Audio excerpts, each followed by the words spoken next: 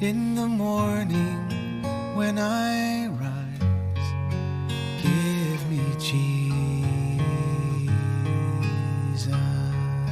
Good morning. Over the last few days, we've been seeing how Jesus gave us examples that in this world you will have trouble. Oh, we need Jesus. He told us in John 16, you can have peace in the midst of it because he has overcome the world. And so as we put faith in him, we overcome. So we're desperate for Jesus, especially in these evil times with this evil generation.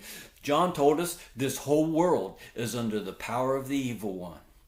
Well, yesterday's example was a fig tree that wasn't producing fruit. And the vineyard keeper said, well, let me put some fertilizer on it.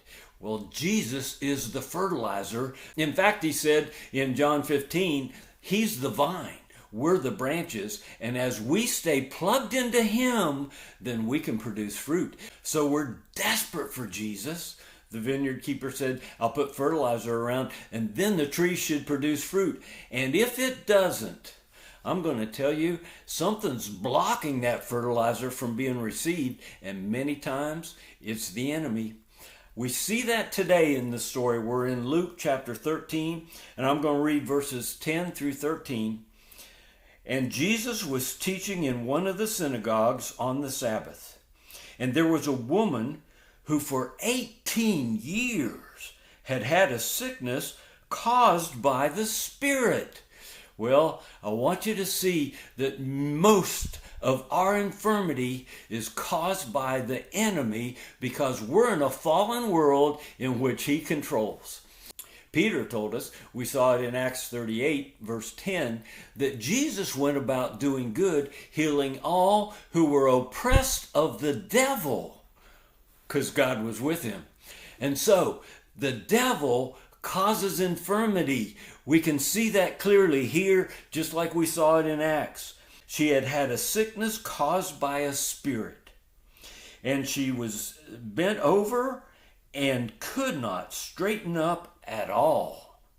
Well, when Jesus saw her, he called her over and said to her, "Woman, you are freed from your sickness."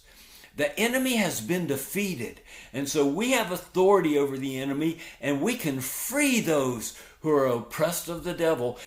Verse 13, he laid his hands on her, and immediately she was made erect again and began glorifying God. The enemies do not have authority over us anymore unless we give them authority. Jesus lives in you. That's real Christianity. I'm crucified with Christ. I no longer live, but Christ lives in me.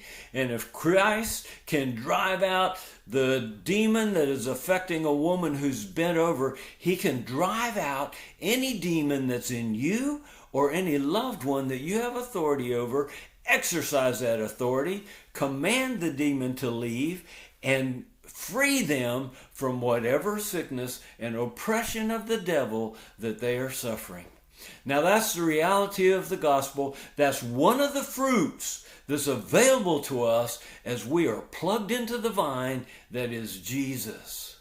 Oh, God bless you as you walk free from the oppression of the devil, rising up in righteous indignation against the schemes of the enemy that are against us and against our loved ones, so that we walk free in a peace and a joy and a righteousness that is ours in the kingdom of God that we have in the here and now as believers on Jesus.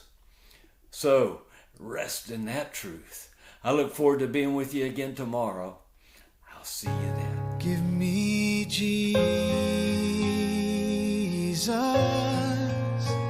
Give me Jesus. You can have all this world, but give me Jesus.